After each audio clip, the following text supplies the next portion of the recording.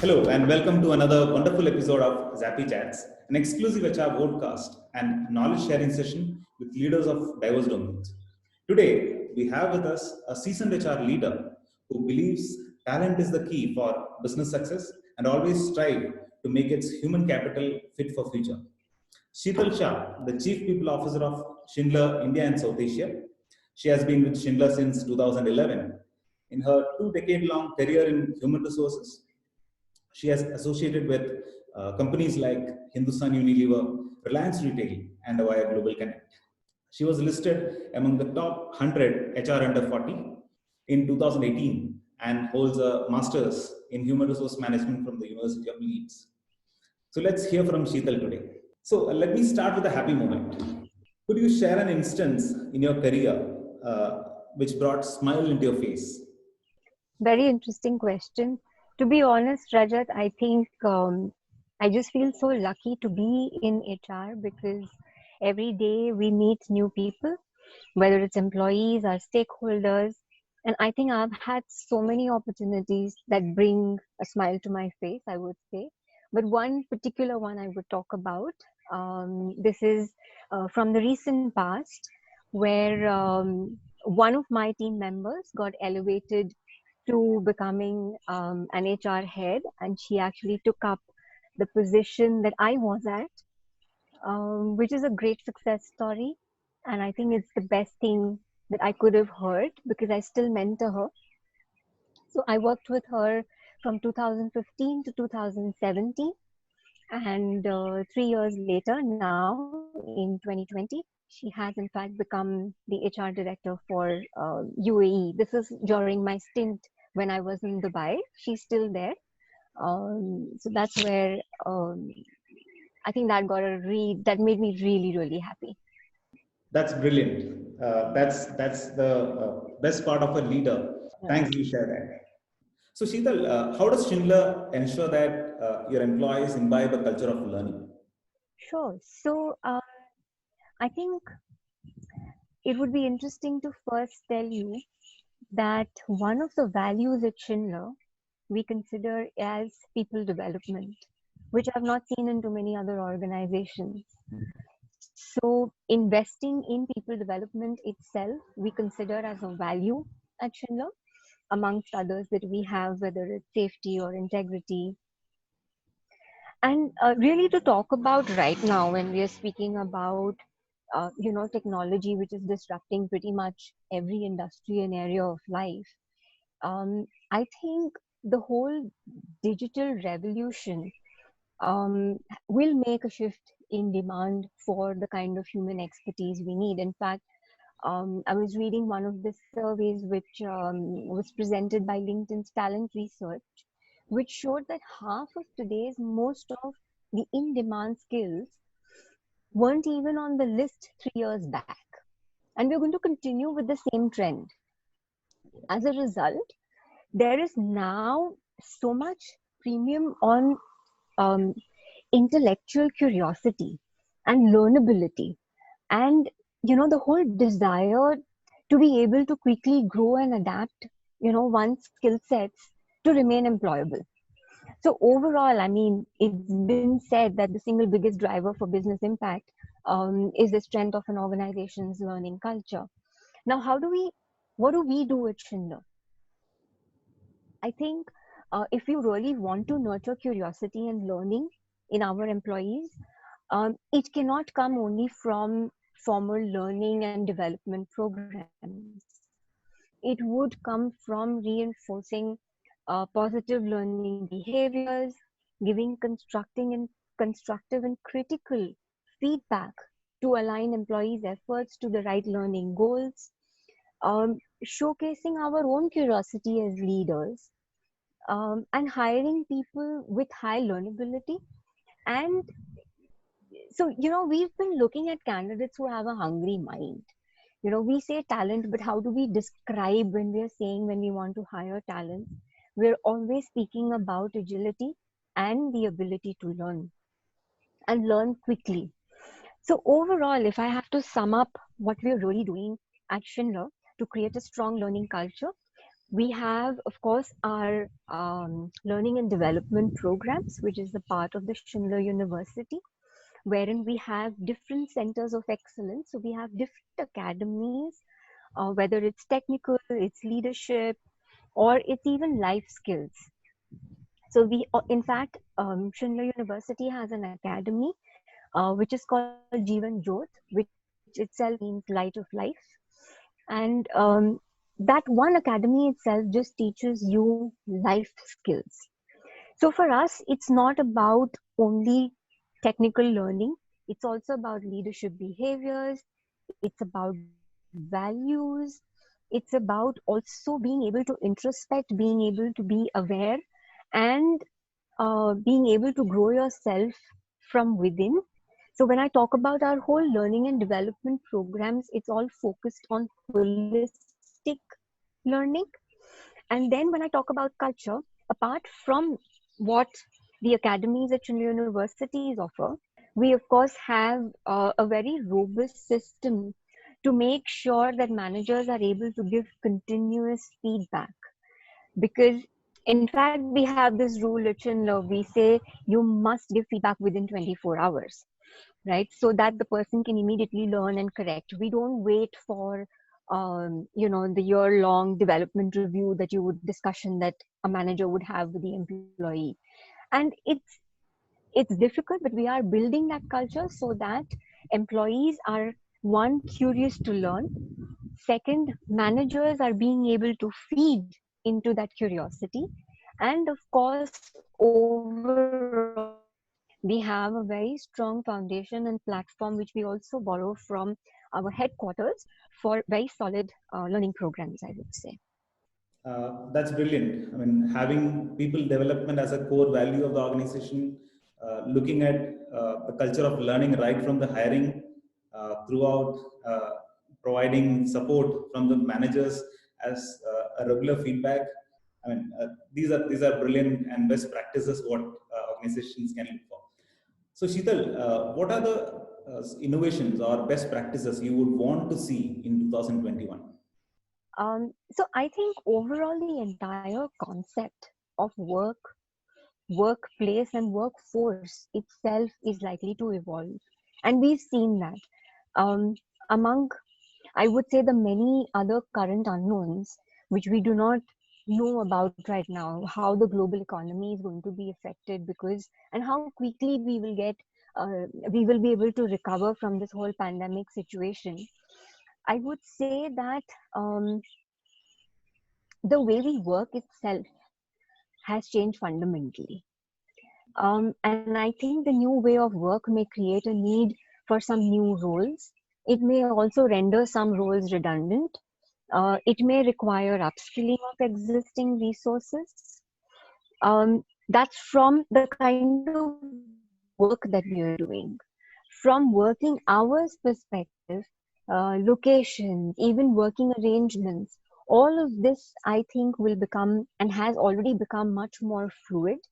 Remote working to remote working I think will become an integral part of every organization. I remember at Schindler, just 2 years back, we introduced remote working, and we were so proud that we were able to give 2 days in a month as remote working. And and we didn't even call it remote working. We were saying work from home. And today, if you see, I am myself attending this session, and it's not working from home, it's in an outside remote location. So, overall, I think what's going to happen is that the trends that we were seeing earlier, whether it's digitization, whether it's flexibility at work, all of these things have um, will get accelerated. So I don't see a new trend or a new best practice or new innovation coming in. I just think that things that we were already working on are going to get accelerated.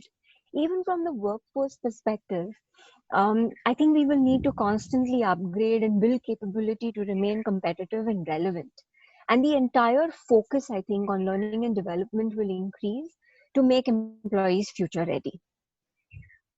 And therefore, it will become, I think, as HR, we will see that we need to focus a lot more on retention of high performers and high potentials.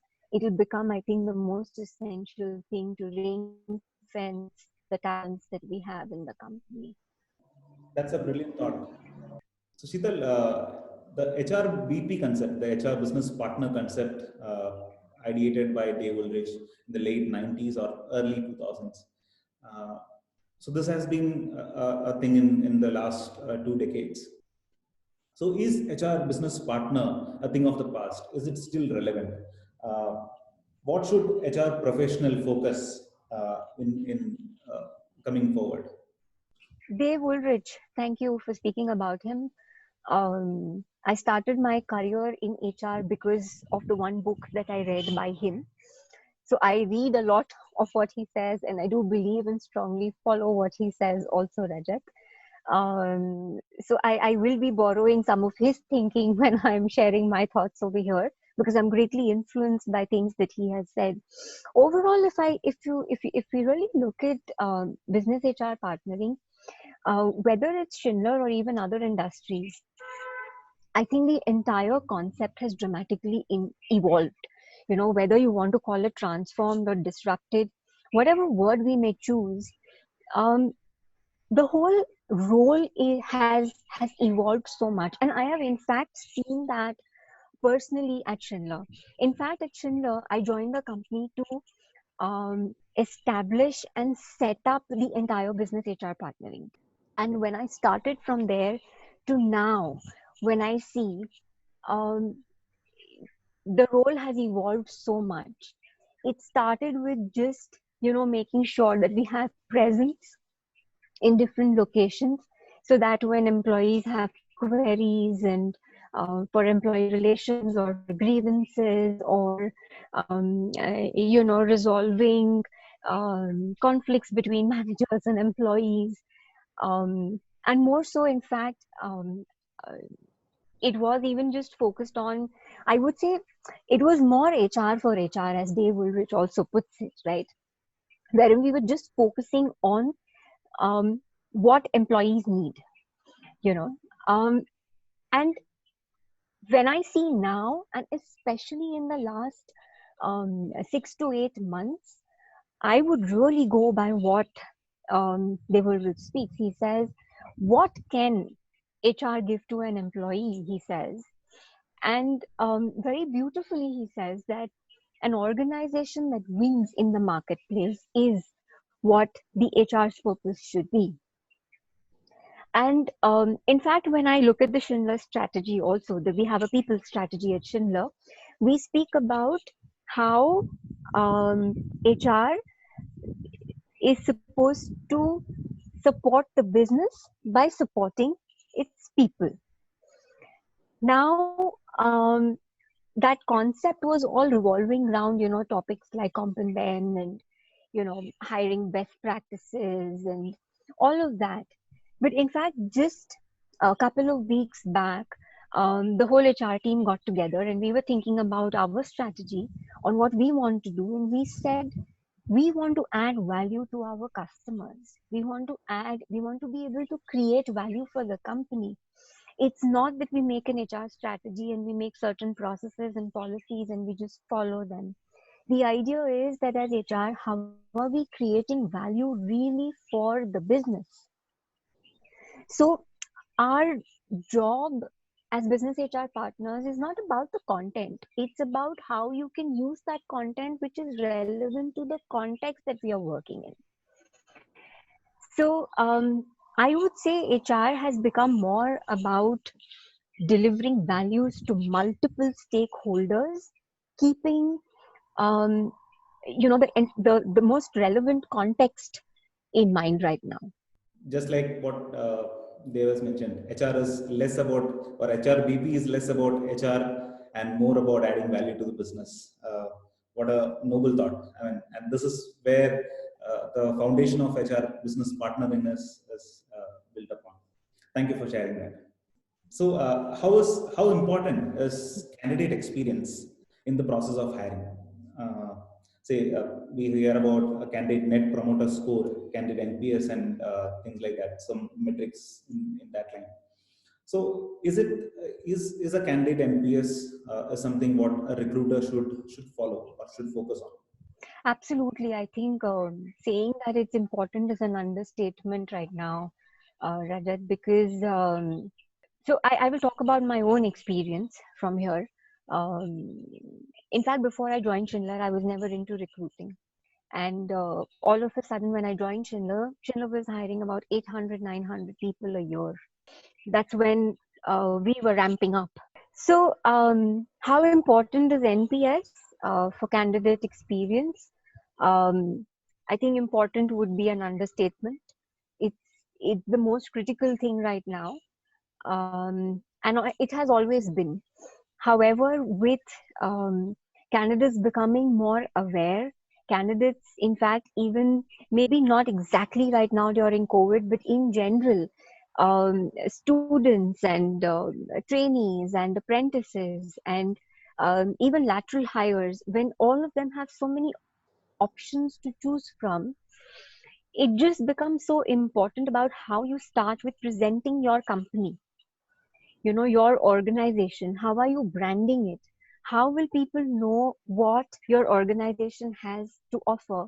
So it starts from there, on what your employees are talking about on the social media pages, so that a potential hire will know what's happening in your organization. I think it starts from there.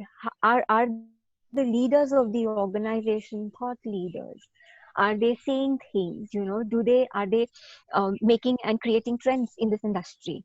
So I would actually split my answer into this, that every step of the way, starting from the branding that the company does, to the contact that the recruiter has, to the entire experience that we create for a candidate, in terms of how the interview was done, whether the hiring manager was able to ask the right questions in the right way to be able to really get to understand the candidate, and even small, simple things like being on time, being gracious during an interview. And in fact, now I have seen that even after the interview, candidates, this is a new, I would say not new, but since the past couple of years, I see that candidates want to know the feedback about how the interview has gone there and then. So if your managers are not able to articulate that, it's a simple thing. They've asked you, how did I do? You've spent 45 minutes with me, you've spent 60 minutes with me, tell me how I've done. And most managers say HR will get back to you, and we are trying to change that. So I would say, candidate experience, what candidates expect, has also changed.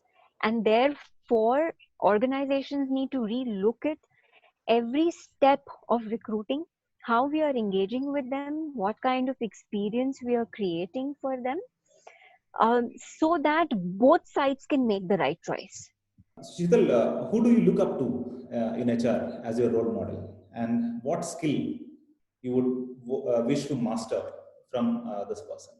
Rather, there are many HR gurus. We already spoke about Dave Ulrich. But I'm going to speak about a person who's very special in my life, because I know him in person and I've spent so much time learning from him. And that's Hugo Martino. He is the HR head for Zone Asia Pacific at Schindler. And he's been with Schindler since so many years now.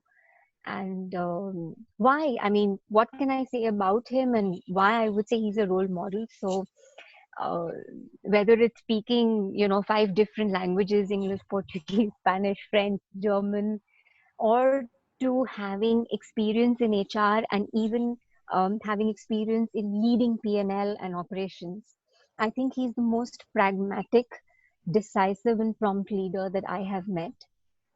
And if there's one thing that I would really want to learn from him, which he is still teaching, I think, most of us, is time management.